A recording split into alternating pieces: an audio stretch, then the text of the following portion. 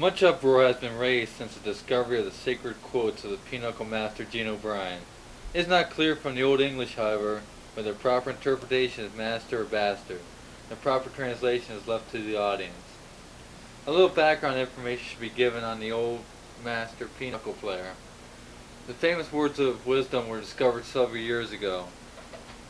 He is believed to have lived in the 20th century. The history of his life is sketchy, as well as shady. It is believed that he was born in a place called Pittsburgh. It is here he learned the sacred game of pinochle. His father, and an eccentric next-door neighbor whose name was not recorded, are believed to have taught the master many intricacies of the game. In pinochle folklore, the neighbor kept a Christmas tree up until the 4th of July. It is not known whether the neighbor believed the Christmas tree to be a powerful aid in his card playing, or he was just lazy. The neighbor was also a sore loser who would throw the master out of his house every time the master beat the neighbor. Fortunately, this did not happen very often. The details of the master's life from youth to marriage are sketchy. There is some evidence that supports that he became a priest. An old high school yearbook predicted that he would become a priest or a father. The Old English translation can be taken as priest or father. The master married a woman, commonly referred to as a saint. She was canonized a patron saint of pinochle players. She mothered 11 children for the master. The oldest two children were twin boys named John and Tony. They were said to be great high school athletes, but in later life became has-beens. The number 3 child, Francis, was also a great high school athlete, but unlike the older two, he was intelligent. He went on to be a computer consultant, or better known as a pinhead. The 3 oldest were the first students of the master. The evidence suggests that the master's instructional techniques improved as they went along because his younger children became better pinochle players than the older ones. The 4th child was a girl named Ruth.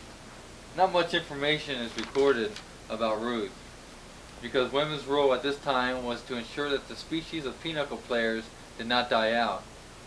The 5th child, Brian, was said to have ears so big that he could fly like Dumbo of Disneyland mythology. His feet were big enough to water ski without skis. He was heard to comment that everything was proportional. The 6th and 7th children were, like the 2 oldest, twin boys. The 2 womb mates were named Danny and Dennis. Danny, also known as the Gentle One, and one half of the dynamic duo known as the Obi Boys, was so quiet that he faded into a wall and became a wallflower. Dennis, once known as Chopper Whopper, became more renowned for his golf playing abilities than his pinochle prowess. Although said to have been a good golfer, he must have had an unorthodox style, because it is said that the best 2 balls he ever hit were when he stepped on a rake. The 8th child was Mickey, which comes from the Latin meaning bullheaded. He was also known as Bat Smart Agent Flywhite. He is believed to have been the first pinochle martyr. He would overbid another player knowingly so the other player could not make his bid. This valiant effort won Mickey much notoriety, but he died a poor man from finishing in the hole too many times. The 9th child, Victor, was best known as the second half of the dynamic duo known as the Obi Boys, because his pinochle playing skills were not very memorable.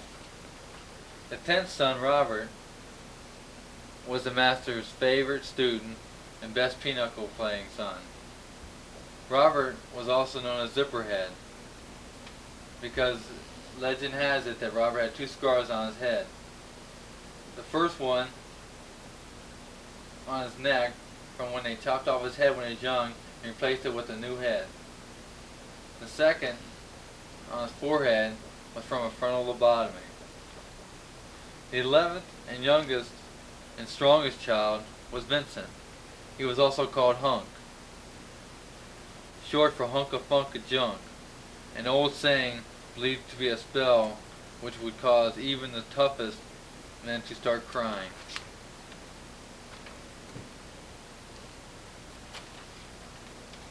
There are many stories about the Pinochle Master. One says that he almost banished his son Robert for life because he once revealed a widow.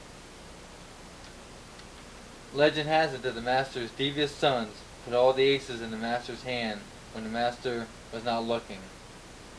The Master was so overjoyed by the fact that he received 1,000 aces that he ascended into Pinochle heaven. People say that when there is thunder and lightning, it is the old Master giving lessons again.